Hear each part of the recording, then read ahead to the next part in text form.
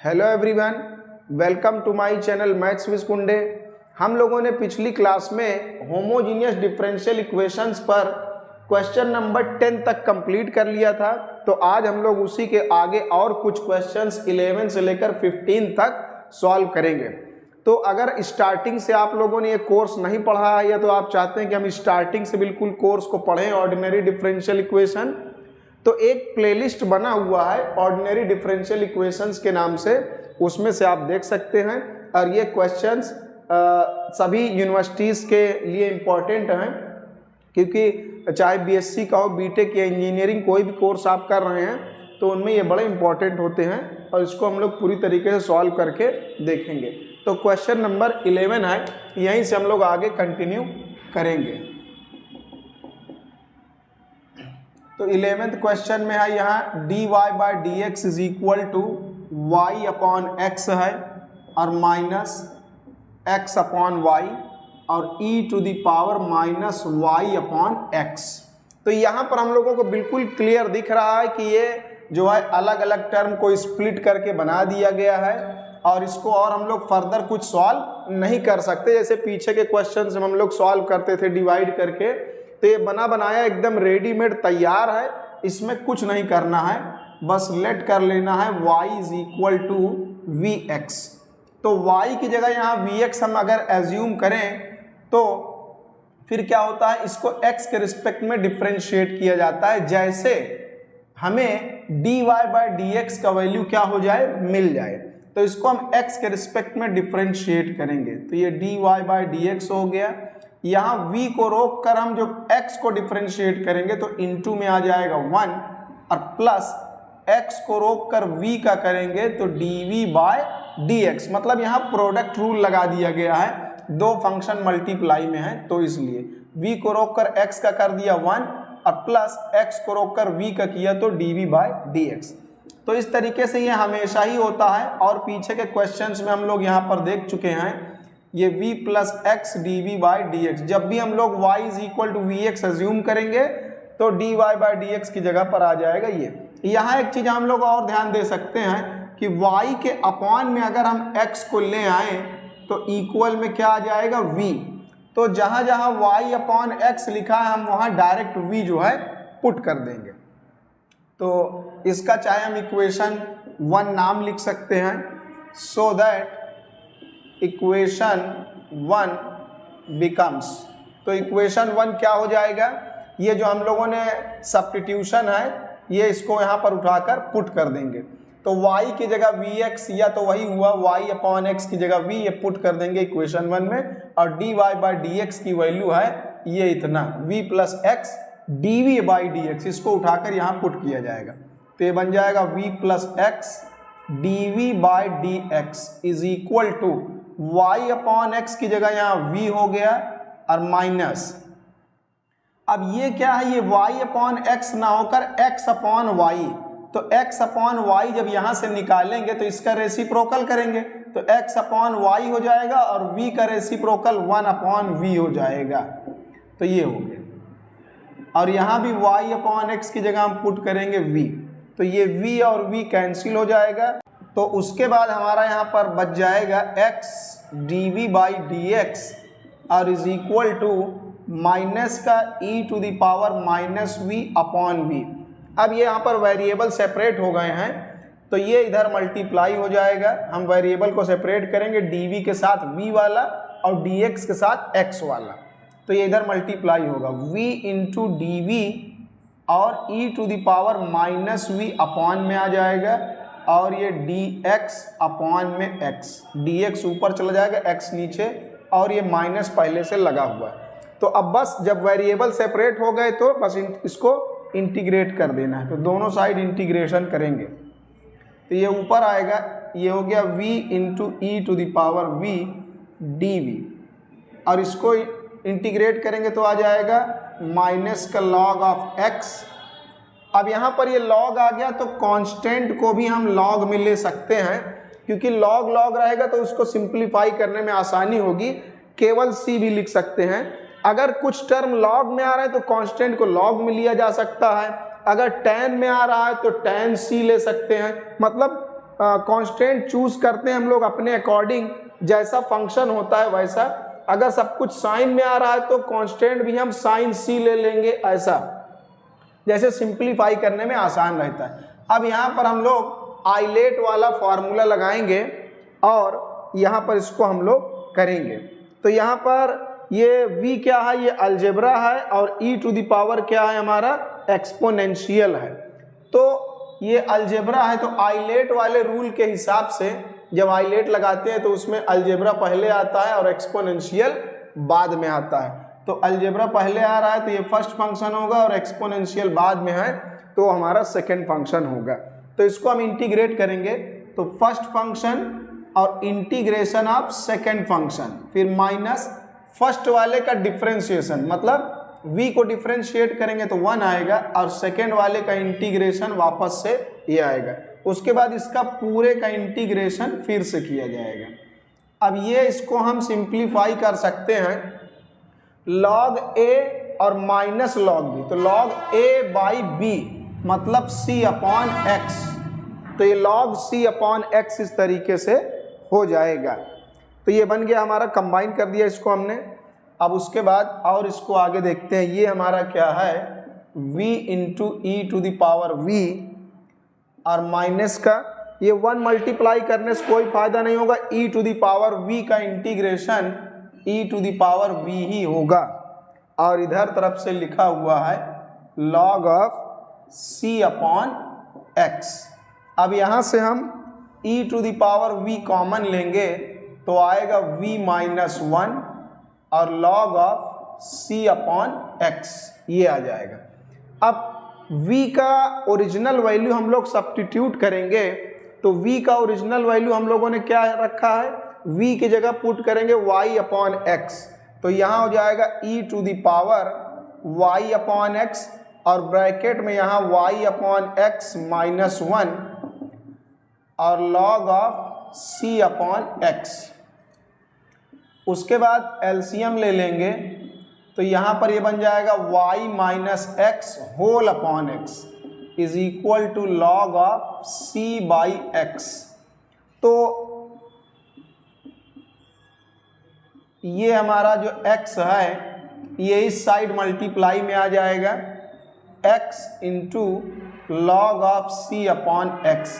लेकिन हम लोग अक्सर देखते हैं कि जो लिखा होता है उसमें x पहले होता है, तो अगर यहाँ पर x हम पहले लिखना चाहें तो यहाँ माइनस कॉमन ले लें, तो ये हो जाएगा x माइनस वाई, माइनस वाला प्लस में हो जाएगा, प्लस वाला माइनस में, और इनटू में e to the power y upon x ये पड़ा रहेगा, और इक्वल में यहाँ भी हम एक माइनस बाहर ले आएंगे जो इस वाले माइनस को कैंसिल करेगा। अब वो माइनस बाहर कैसे आएगा, उसके लिए लॉग की एक प्रॉपर्टी है, अगर ये अंदर वाली वैल्यू का हम रेसिप्रोकल करें, c अपॉन एक्स को बना दे x अपॉन c, तो एक नेगेटिव साइन बाहर आ जाएगा, ये नेगेटिव बाहर आ गया। अब दोनों साइड से हम माइनस कैंसिल करेंगे, थोड़ा ये सीक्वेंस में दिखने लगा क्योंकि x और बाद में हम लोग y अक्सर लिखते हैं, इसलिए अगर इसको सीक्वेंस में बनाएं तो ज़्यादा बढ़िया रहेगा। तो ये इसका हमारा रिक्वायर्ड सल्यूशन आ जाएगा, ये हो गया x माइनस वाई और into e to the power y by x is equal to x into log of x by c, ये हमारा रिक्वायर्ड सॉल्यूशन इसका होगा। उसके बाद क्वेश्चन नंबर 12 है हमारा, यहाँ पर हम देख रहे हैं, पहले इसको नोट कर लिया जाए एकदम बढ़िया तरीके से, y sine x upon y और इसके अपॉन में है y plus x sine x upon y। तो यहाँ पर हम लोग देख रहे हैं कि ये y अपॉन एक्स के फॉर्म में ठीक लिखा हुआ है, या इसका रेसिप्रोकल मतलब dx अपॉन dy बनाने की ज़रूरत है। तो इसका रेसिप्रोकल हमें करना पड़ेगा, क्यों? क्योंकि ऊपर सिंगल टर्म एक अकेला टर्म लिखा है और नीचे 2 टर्म लिखे हैं। तो हम लोगों ने पीछे की क्लासेस में भी पढ़ा है कि जब इस तरह का केस आए तो 2 या 3 टर्म जो रहते हैं वो वाला हमेशा ऊपर होना चाहिए और सिंगल टर्म वाला नीचे। क्योंकि जब सिंगल टर्म वाला नीचे डिनोमिनेटर में होगा तो वो सब में अलग अलग डिस्ट्रीब्यूट हो जाएगा, डिवाइड हो जाएगा, तो वो होना चाहिए। तो इसलिए हम दोनों साइड रेसिप्रोकल ले रहे हैं। तो ये dx अपॉन dy के फॉर्म में ही फिट बैठेगा और उसी से इसका सॉल्यूशन आएगा। तो दोनों साइड इसका हम लोग रेसिप्रोकल ले रहे हैं। अब ये ठीक हो गया। इससे क्या फायदा हुआ, ये जो सिंगल टर्म है नीचे आ गया तो ये इसमें अलग डिवाइड हो जाएगा और इस वाले में ये अलग डिवाइड हो जाएगा। जब अलग अलग डिवाइड होगा तभी ये एकदम ठीक होगा, तभी इसका मामला फिट हो पाएगा। तो y के अपॉन में y sine x by y plus x sine x upon y upon y sine x upon y, ये हो गया। इसको अलग अलग डिवाइड कर देना है तो y से y कैंसिल हो जाएगा और ये पूरा sine of x upon y वो पूरा कैंसिल। तो हमारा इस तरीके से ये क्या बनेगा, dx upon dy is equal to 1 upon में sine of x upon y और प्लस x अपॉन y। जब ये dx अपॉन dy के फॉर्म में होता है तो इसमें हम लोग लेट करते हैं x is equal to v y, तो x की जगह वी वाई, और उसके बाद इसको y के रिस्पेक्ट में डिफ्रेंशिएट करते हैं तो dx upon dy is equal to आता है v plus y dv upon dy। हमेशा यही आता है, इसको हम लोगों ने कई बार किया है। जब x is equal to v y let करेंगे तो dx अपॉन dy की जगह ये हमें आएगा और ये पुट करना है। इसका नाम हम लोग चाहें तो इक्वेशन 1 लिख दें। उसके बाद सो दैट इक्वेशन 1 बिकम्स, तो इक्वेशन 1 क्या बन जाएगा, ये जो सब्स्टिट्यूशन है इसको उठाकर हम यहाँ रख दें। यहाँ से हम देख सकते हैं अगर x के अपॉन में हम y ले आए तो इक्वल में v आएगा, तो हम x अपॉन y की जगह डायरेक्ट v पुट करेंगे और dx अपॉन dy की जगह पर ये सब्स्टिट्यूशन होगा। तो dx अपॉन dy की जगह ये उठाकर हम पुट करेंगे v plus y dv upon dy is equal to, यहाँ पर x अपॉन y है, यहाँ भी v आएगा और यहाँ x अपॉन y है, यहाँ भी v आएगा। तो ये बन जाएगा साइन ऑफ v और प्लस v, तो v दोनों साइड से कैंसिल हो गया और उसके बाद ये बन जाएगा वेरिएबल सेपरेबल टाइप का ये। अब इसको क्रॉस मल्टीप्लाई कर देंगे, dv के साथ आ जाएगा साइन v, वेरिएबल सेपरेट हो जाएंगे, dv के साथ मल्टीप्लाई हो जाएगा साइन v, तो साइन v dv हो गया और dy ऊपर चला जाएगा और y नीचे आ जाएगा ये। अब दोनों साइड इसको हम इंटीग्रेट कर देंगे, वेरिएबल सेपरेट हो गया तो बस इसको इंटीग्रेट कर देना है। साइन v का इंटीग्रल हो जाएगा माइनस का कॉस v और इधर आ जाएगा ये हमारा 1 अपॉन y, तो ये बन जाएगा लॉग ऑफ y और प्लस एक आर्बिट्ररी कांस्टेंट ले लें लॉग ऑफ c, तो माइनस का कॉस। अब v की ओरिजिनल वैल्यू क्या है, v की ओरिजिनल वैल्यू है x अपॉन y, तो यहाँ पुट करेंगे x अपॉन y और ये बन जाएगा लॉग ऑफ y इंटू सी, ये हो गया। या तो इसको भी हम इस साइड शिफ्ट कर दें तो ये बन जाएगा cos of x upon y plus log of y into c, और ये उधर चला जाएगा तो इक्वल में 0, तो ये इसका रिक्वायर्ड सॉल्यूशन होगा। उसके बाद हमारा क्वेश्चन नंबर 13 है। क्वेश्चन नंबर 13 जो है ये IAS प्रीलिम्स में पूछा गया है, तो इसमें थोड़ा बहुत तो कुछ अलग होगा ही, देखते हैं क्या है। और ये एक काफ़ी अच्छा क्वेश्चन है, थोड़ा इसमें हम लोगों को कुछ अलग हटकर सीखने को मिलेगा। पहले इसको हम लोग अच्छे से नोट कर लें, ये हो गया। हाँ, तो इस क्वेश्चन में हम लोग यहाँ पर देख, जैसे हम लोगों ने इसके पीछे वाले क्वेश्चंस में देखा कि जब होमोजीनियस इक्वेशन हो तो dx अपॉन dy के इक्वल में पूरा लिख देते हैं, या dy बाय dx के इक्वल में पूरा उस पार पूरा लिख देते हैं, सब कुछ उधर, मतलब dy बाय dx एक तरफ और बाकी पूरी दुनिया दूसरे तरफ। लेकिन अब सवाल ये है कि यहाँ पर dy बाय dx लिखा जाएगा या dx अपॉन dy लिखा जाएगा।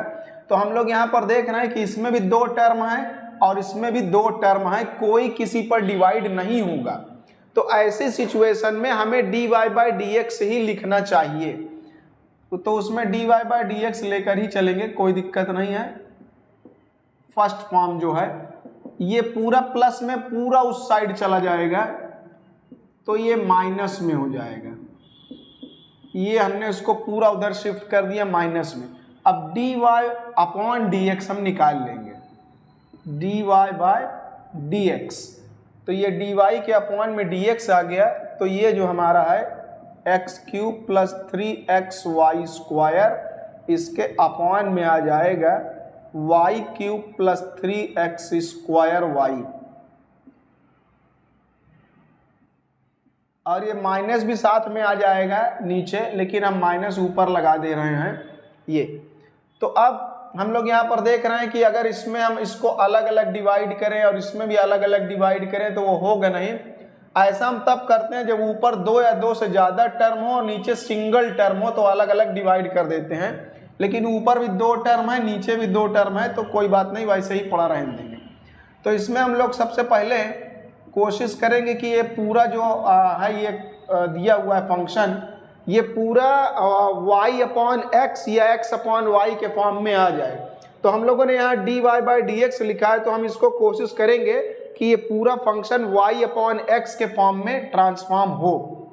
तो उसके लिए हम लोग यहाँ से एक्स क्यूब कॉमन लेंगे, तो यहाँ पर तो एक्स क्यूब है, तो यहाँ से एक्स क्यूब पूरा निकल जाएगा, तो क्या आ जाएगा 1 बचेगा। और यहाँ से हम एक्स क्यूब कॉमन लेंगे, लेकिन यहाँ तो x एक ही बार है, तो जब x एक ही बार है तो दो बार x कम पड़ रहा है, मतलब x स्क्वायर कम है, तो जितना कम है वो अपॉन में आ जाएगा। इस तरीके से कॉमन लिया जाता है। तो इसको हम लोग चेक कर सकते हैं ठीक है या नहीं। वापस से अंदर जाएगा तो एक्स क्यूब बनेगा, और जब यहाँ जाएगा तो एक्स क्यूब ऊपर रहेगा नीचे एक्स स्क्वायर, तो कैंसिल होकर वापस से x बन जाएगा। इस तरह हम लोग कॉमन लेंगे, और नीचे से भी हम एक्स क्यूब ही कॉमन लेंगे, जैसे ये और ये कैंसिल हो जाए। तो एक्स क्यूब यहाँ से निकालना है, लेकिन यहाँ से एक भी बार एक्स क्यूब नहीं है, तो हम लोगों ने क्या पढ़ा, जितनी बार कम पड़ता है वो डिवाइड में आ जाता है। तो यहाँ x एक भी बार नहीं है, तो पूरा का पूरा एक्स क्यूब डिवाइड में आ जाएगा। जैसे इसको मल्टीप्लाई करें तो एक्स क्यूब कैंसिल, केवल वाई क्यूब बचे। यहाँ से भी एक्स क्यूब कॉमन लेना है, तो दो बार तो हमारे पास है x, दो बार तो है, एक बार कम पड़ रहा है, तो जितना कम है वो अपॉन में आ जाएगा। अब ये यहाँ वापस जाएगा तो x cube upon x square आ जाएगा वापस से पहली की तरह। तो ये और ये कैंसिल हो गया। अब ये हमारा dy बाई dx के फॉर्म में पूरा ये कन्वर्ट हो गया है। इसको हम लिख सकते हैं 3, इसको लिख सकते हैं y अपॉन एक्स का होल स्क्वायर, और इसको नीचे लिख सकते हैं हम y अपॉन एक्स का होल क्यूब, और इसको हम लिख सकते हैं 3y अपॉन एक्स। ये हमने इसको लिख दिया। अब इसके लिए हम क्या करेंगे, सब जगह y बाई एक्स है, ये dy बाई dx है, तो लेट करेंगे y is equal to v x. जब y is equal to v x let करते हैं तो dy by dx is equal to v plus x dv by dx, ये आता है, ये हम लोगों को पता है, इसको हम लोग कई बार निकाल चुके हैं। सो दैट इसका नाम हम लोग जैसे इक्वेशन 1 लिख दें, सो दैट इक्वेशन 1 बिकम्स, तो इक्वेशन 1 क्या बन जाएगा, तो यहाँ हम पुट करेंगे v plus x D by d x, और इक्वल में ये सब अपना यहाँ पे लिखा हुआ है माइनस का।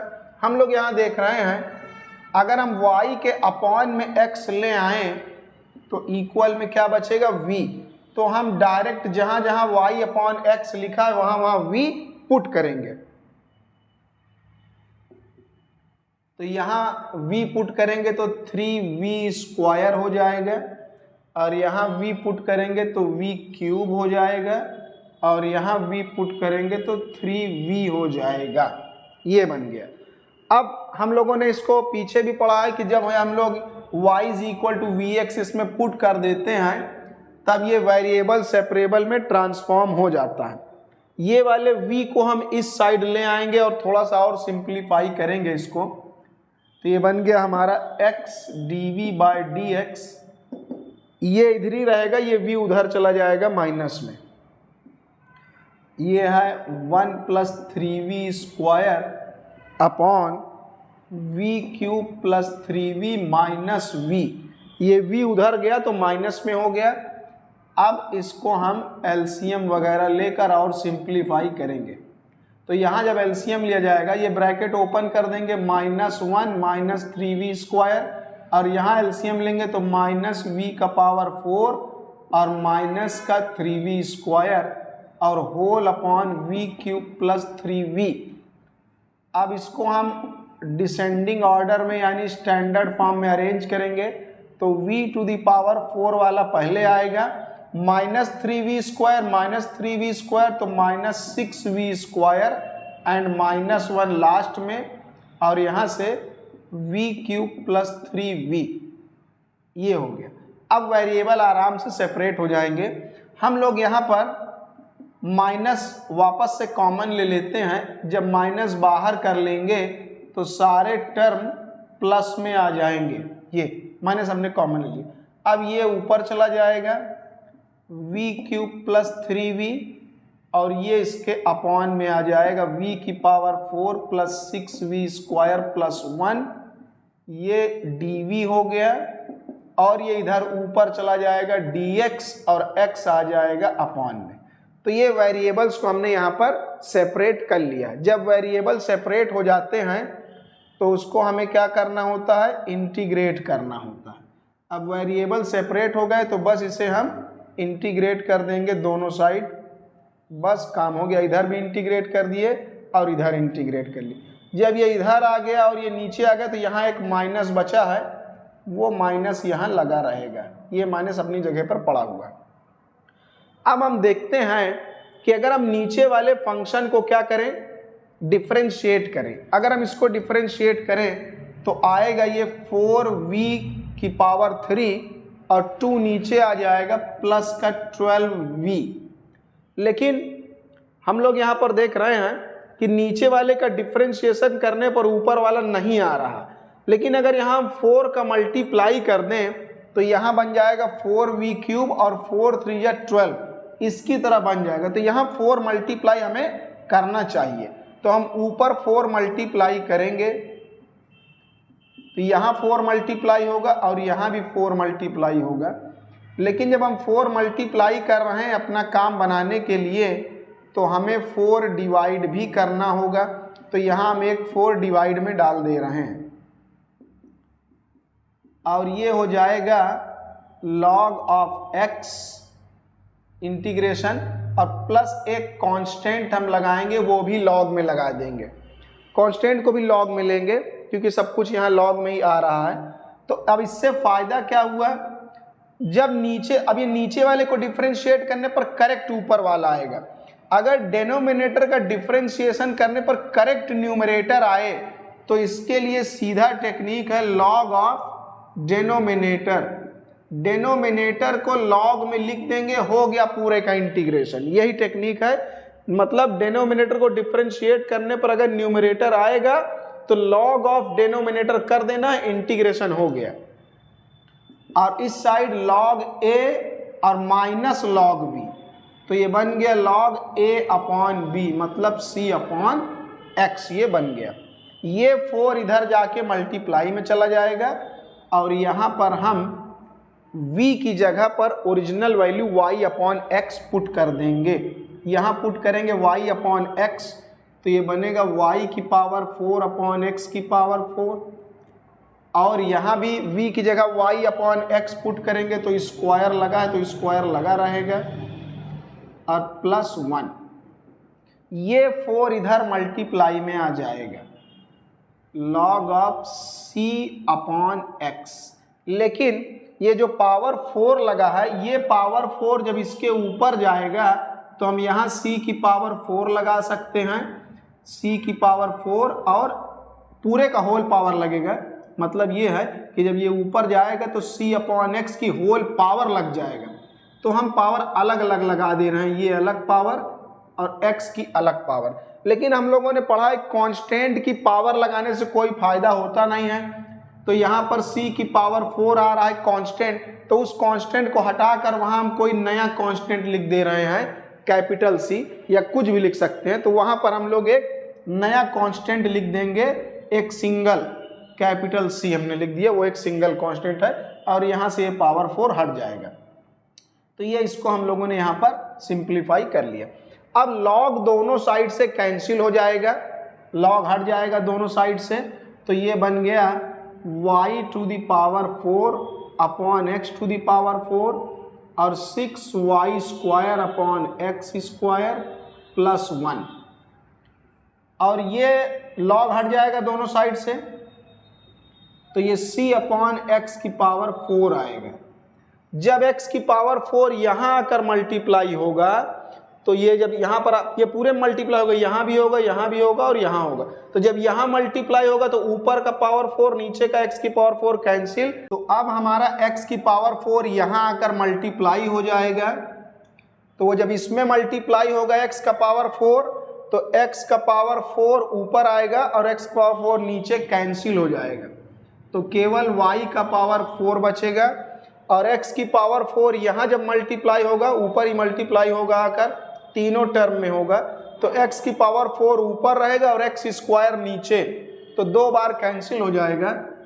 तो यहाँ पर y square and x square होगा और x टू द पावर 4 1 में होगा, तो x की पावर 4 इक्वल टू, इक्वल में केवल ये कांस्टेंट c बचेगा बस ये।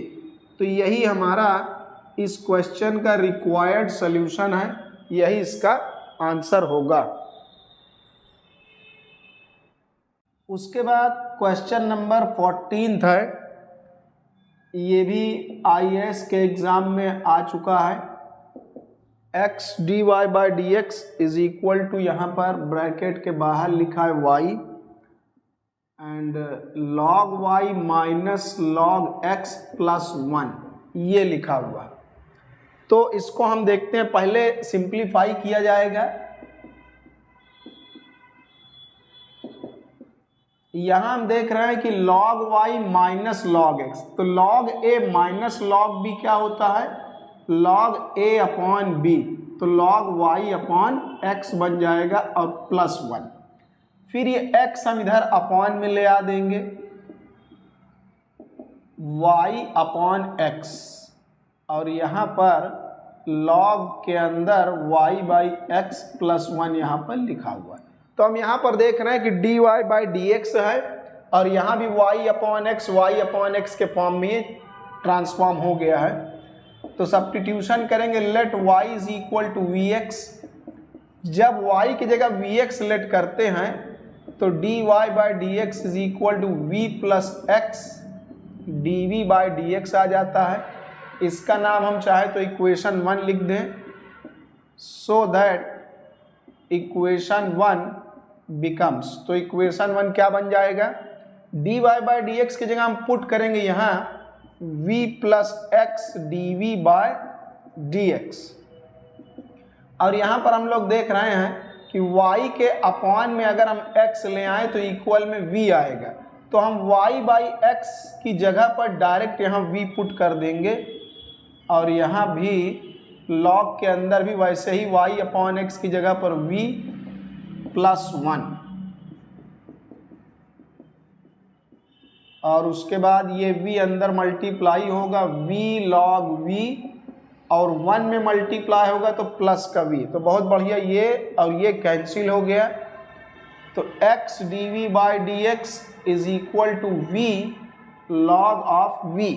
अब यहाँ हम वेरिएबल्स को सेपरेट करेंगे, तो dv के साथ में ये इसके अपॉन में आ जाएगा v log v और dx ऊपर आ जाएगा और x नीचे, तो ये वेरिएबल्स हमारे सेपरेट हो गए।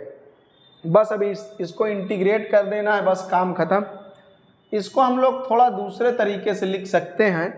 इसको हम लोग लिखेंगे v को 1/v, इसको हम ऊपर लिखेंगे, न्यूमरेटर बना देंगे और log ऑफ v केवल नीचे पड़ा रहेगा। ये 1/v को हमने ऊपर लिख दिया क्योंकि जो 1 में v है तो वो v नीचे ही जाएगा। 1/v मतलब वो सॉल्व करेंगे या उसको दूसरी तरह लिखेंगे तो वो अपॉन में v यहीं पर पहुंच जाएगा। लेकिन इस तरह लिखने से फायदा क्या है, log v नीचे ही पड़ा रहेगा। इसको इंटीग्रेट करेंगे तो ये हो जाएगा log ऑफ x, और कांस्टेंट को भी हमने log में ले लिया है क्योंकि सारे टर्म यहाँ log log दिख रहे हैं, तो कांस्टेंट को भी हम log में ले लेंगे जैसे और बढ़िया सिंप्लीफाइड आंसर आ जाए। तो इसको हमने इस तरह क्यों लिखा है, वो इसलिए लिखा गया है क्योंकि यहाँ ये डेनोमिनेटर है। इसके लिए हम लोगों ने एक फॉर्मूला पढ़ा है कि अगर कोई function f of x denominator में लिखा है और उसका f प्राइम का मतलब यहाँ पर डेरिवेटिव होता है, अगर यहाँ f प्राइम मतलब इसका डेरिवेटिव ऊपर लिखा हुआ है तो इसका इंटीग्रेशन होता है log of denominator plus c। ये फार्मूला है, ये हम लोग यहाँ यूज करेंगे। मतलब सीधी सी बात, अगर नीचे वाले का डिफरेंशिएशन ऊपर वाला आ रहा है तो log के अंदर सीधा नीचे वाला लिख देंगे, हो गया इंटीग्रेशन। तो log v को डिफरेंशिएट करेंगे तो क्या आएगा, 1/v, मतलब ये fx है और ये f प्राइम x यानी उसका डेरिवेटिव है, f डैश x कह लेते हैं। तो ये, तो इसको डिफरेंशिएट करने पर ये आ रहा है, तो इसका मतलब log के अंदर नीचे वाला लिख देंगे, बस हो गया इंटीग्रेशन। और इक्वल में log x plus log c, तो ये कंबाइन हो जाएगा log x इंटू c। अब दोनों साइड से हम log हटा सकते हैं क्योंकि ये भी log है ये भी log है, तो यहाँ पर log की ये वैल्यू है और इस साइड log की ये वैल्यू। तो जब log इक्वल है तो उसके अंदर की जो वैल्यूज हैं वो भी इक्वल होगी, या तो ये कह लें कि दोनों साइड से log हट जाएगा तो इक्वल में x इंटू सी। यहाँ पर log का कुछ बेस नहीं लिखा है, मतलब वो बेस है e। तो इसके लिए क्या रूल है, जब इस साइड से हम log हटाएंगे, log अगर हटाया जाए, जब log इस साइड से हटाते हैं तो दूसरे साइड वाला जो log का बेस है उसके पावर में चढ़ जाता है, मतलब ये ऐसा हो जाएगा। ये इस तरीके से क्या करना है, log हटाएंगे तो इधर से v बचेगा, लेकिन इस साइड वाला log की बेस में ऊपर चढ़ जाएगा। तो ये रूल है, तो इस रूल को हमने यहाँ पर फॉलो कर दिया, मतलब इस तरीके से इसको लिख सकते हैं। तो यहाँ पर v की ओरिजिनल वैल्यू क्या है, v की ओरिजिनल वैल्यू है y/x, तो यहाँ पर y/x लिखेंगे is equal to e to the power x into c. फिर ये x इधर मल्टीप्लाई में हो जाएगा x into e to the power xc। तो ये इस क्वेश्चन का रिक्वायर्ड सॉल्यूशन है। तो अब हम लोग होमोजीनियस इक्वेशंस पर ये लास्ट क्वेश्चन करेंगे, 15 क्वेश्चन इस पर हो गए हैं। अब इसके बाद हम लोग इक्वेशन रिड्यूसिबल टू होमोजीनियस अगली क्लास में करेंगे। तो आज हम लोग ये करके इसको ख़त्म करेंगे यहीं पर। x square minus 4xy minus 2y square dx plus y square minus 4xy minus 2x square dy is equal to 0। ये है। तो यहाँ पर भी हम देख रहे हैं इसमें 3 टर्म है, इसमें भी 3 टर्म है, कोई किसी पर डिवाइड नहीं होगा। जब कोई किसी पर डिवाइड नहीं होता है तो क्या करते हैं, सीधा हम लोग बस वही dy/dx के इक्वल में लिख देते हैं पूरा। तो ये पूरा उस साइड जाएगा, तो ये पूरा हो जाएगा माइनस में। ये अब dy के अपॉन में dx ले आएंगे, dy के अपॉन में dx, dy के अपॉन में dx आ गया और इसके अपॉन में ये पूरा आ जाएगा माइनस के साथ।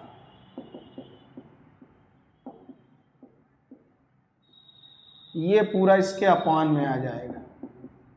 साथ में माइनस भी भाग आएगा, लेकिन माइनस को नीचे हम लोग नहीं लगाकर ऊपर ही लगा देते हैं ये। अब ये होमोजीनियस इक्वेशन है। होमोजीनियस हम लोग वैसे भी देख सकते हैं, यहाँ पर न्यूमरेटर की हर एक पावर बराबर है।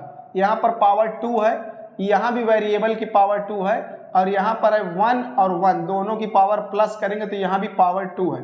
तो जितने टर्म है सब की पावर यहाँ सेम है, और यहाँ भी y की पावर 2 और x की पावर 2, और यहाँ x की पावर 1 और 1 प्लस करेंगे तो यहाँ भी 2 आएगा।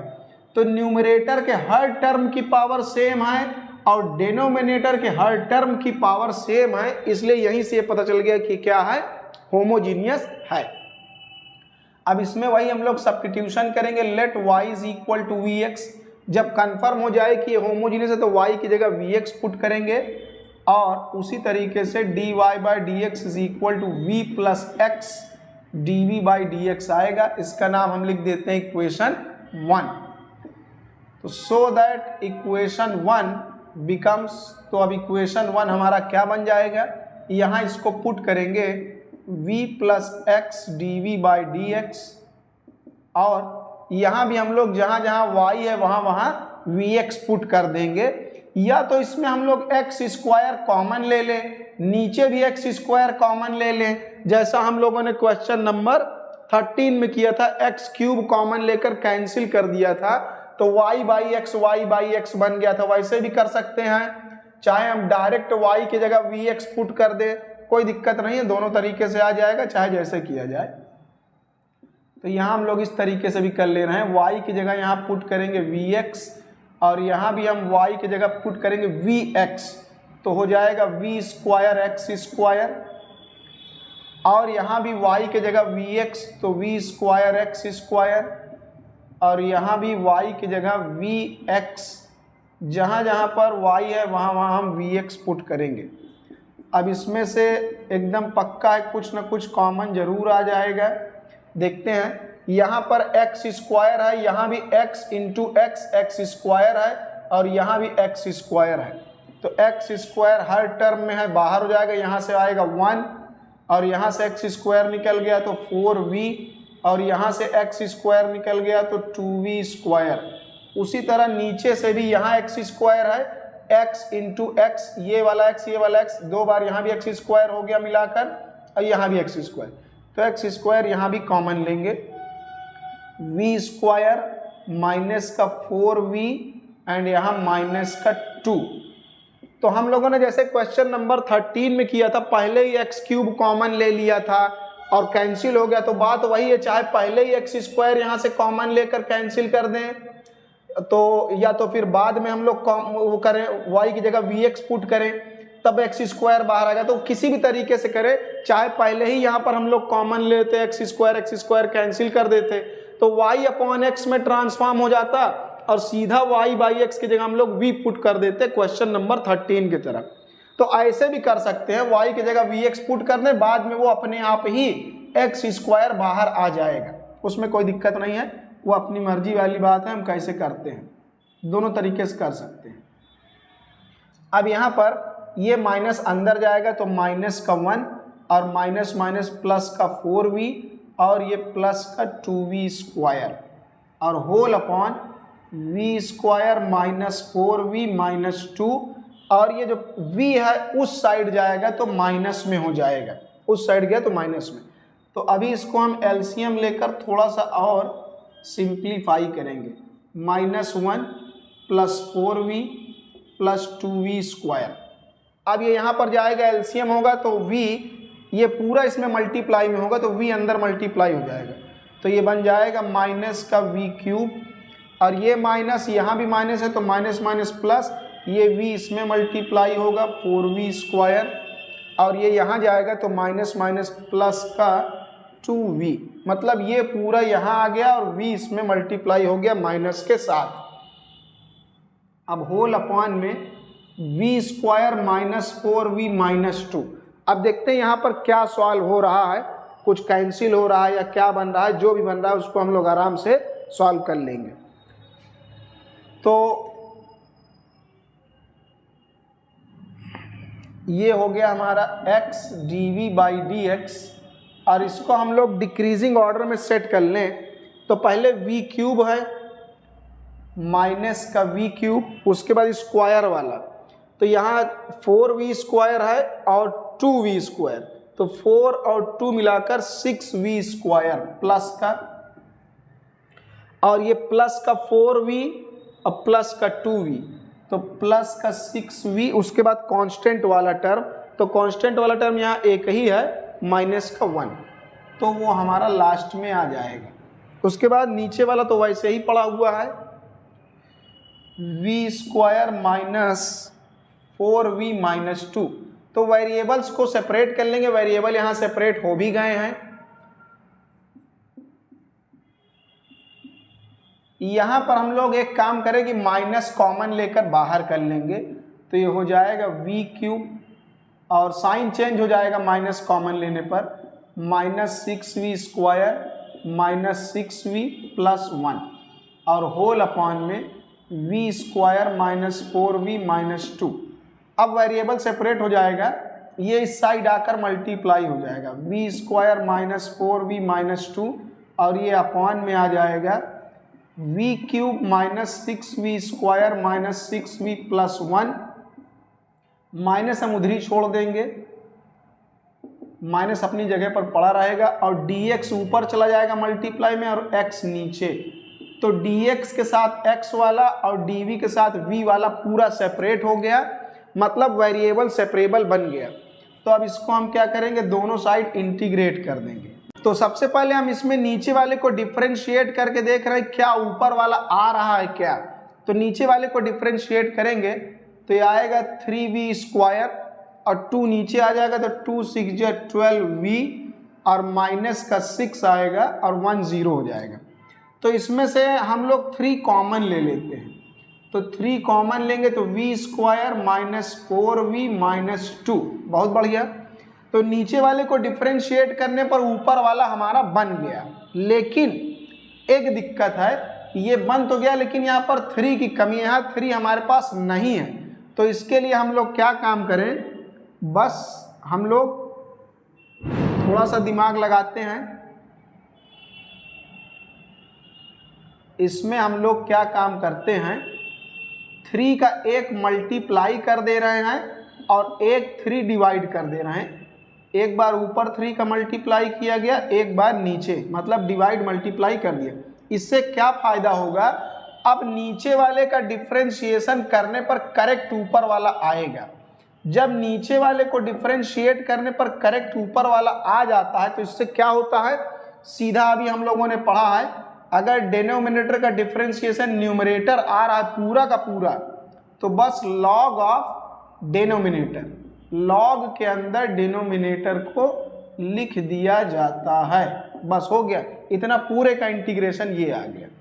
और इधर माइनस का लॉग ऑफ x इंटीग्रेशन करेंगे और हम यहाँ पर कांस्टेंट को भी लॉग में ले रहे हैं, ये साइड में है, ये रफ वर्क है, ये हो गया। अब इसको थोड़ा सा और सिंप्लीफाई कर लेते हैं, v cube minus 6v square minus 6v plus 1 log a minus log b, तो लॉग a बाई b होगा, लॉग a अपॉन b, और ये 3 है, ये 3 इधर मल्टीप्लाई में आ जाएगा, ये 3 इस साइड आकर मल्टीप्लाई हो गया, तो ये मल्टीप्लाई हो गया है। जब ये इसकी पावर में जाएगा तो c के ऊपर क्यूब बनाएगा, मतलब पूरे का होल क्यूब बन जाएगा इसकी पावर जाकर, और x का क्यूब बनाएगा। लेकिन हम लोगों ने पढ़ा यहाँ पर c क्यूब लिखने से कोई फायदा नहीं है, क्योंकि वहाँ पर वो एक कांस्टेंट है, तो हम यहाँ c क्यूब की जगह एक नया कांस्टेंट लगा दे रहे हैं c, और हमने साइड में लिख दिया कि c क्यूब की जगह वो कैपिटल C हमने बना दिया, या कोई और कांस्टेंट C प्राइम लिख सकते हैं, क्योंकि कांस्टेंट तो कांस्टेंट है, उतना बड़ा कांस्टेंट लिखने से कोई फायदा नहीं। अब दोनों साइड से लॉग कैंसिल आउट कर देंगे, लॉग कैंसिल हो गया, अंदर की वैल्यूज को हम लोग कंपेयर कर लेंगे, तो ये इक्वल टू ये आ जाएगा। v की जगह पर v की वैल्यू आएगी y अपॉन x, y के अपॉन में x करेंगे तो क्या आएगा v, तो यहाँ v की जगह लिखेंगे y अपॉन x, तो y अपॉन x रखेंगे तो y का क्यूब अपॉन x का क्यूब, और यहाँ भी y बाई x रखेंगे तो y का स्क्वायर अपॉन x का स्क्वायर, और यहाँ भी लिखेंगे तो y अपॉन x और plus 1 equal to c upon x cube. अब ये x क्यूब, ये x क्यूब है, तो x क्यूब यहाँ पूरे में मल्टीप्लाई होगा, ये ऊपर आके मल्टीप्लाई होगा। जब यहाँ मल्टीप्लाई होगा होल में, पूरे में, या तो हम लोग यही समझ लें कि पूरे इक्वेशन में x क्यूब का मल्टीप्लाई कर दे रहे हैं, लेफ्ट में भी राइट में भी, तो इधर से x क्यूब कैंसिल हो जाएगा, या तो यही समझ लें कि x क्यूब हम इधर मल्टीप्लाई कर रहे हैं, तो सारे टर्म में होगा। जब x क्यूब यहाँ मल्टीप्लाई होगा तो ऊपर का x क्यूब नीचे का x क्यूब कैंसिल, और जब x क्यूब यहाँ मल्टीप्लाई होगा ऊपर हर टर्म में होगा तो x cube upon x square, तो एक x बचेगा, और जब x क्यूब यहाँ मल्टीप्लाई होगा ऊपर हर टर्म में होगा तो x क्यूब अपॉन x, तो x स्क्वायर होगा, और फिर फाइनली x क्यूब यहाँ पर हो जाएगा इक्वल टू c। इसको हम थोड़ा सा अगर और अरेंज करें, यहाँ पर y का स्क्वायर बना हुआ है, y का स्क्वायर, तो ये बढ़िया सा अरेंज है। ये हमने y के डिक्रीजिंग ऑर्डर में इसको लिखा है, y की डिक्रीजिंग पावर के फॉर्म में, तो y का पावर यहाँ 3 है, फिर y का पावर 2 है, y का पावर 1 है, उसके बाद y यहाँ पर गायब, y की पावर 0 हो गया। हम चाहे तो इसको x के डिक्रीजिंग पावर में भी लिख सकते हैं, पहले x क्यूब वाला, फिर x स्क्वायर वाला, फिर x वाला, फिर कांस्टेंट टर्म इक्वल में, वैसे भी लिखा जा सकता है।